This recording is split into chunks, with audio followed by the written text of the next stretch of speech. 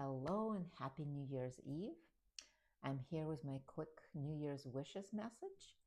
And in New Year, I wish you more moments of calm, more connection to your body, more connection to your heart, more trust in your wisdom, and more joy in simple things in life, and more fun and more playfulness.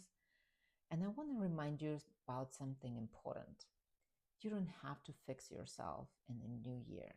You don't have to become someone new. There's like so many people, especially women, have spent their lives to take care of everybody else. They stay strong, they stay responsible, they hold it all together. And somewhere along the way, we stop listening to ourselves. And as we enter another year of goals and expectations, maybe pause for a second. Put your hands on your heart. Take one slow breath and ask yourself gently, what do I actually need now? Because your body already knows and your heart already knows. You just need to listen sometimes. And we don't need another year of pressure.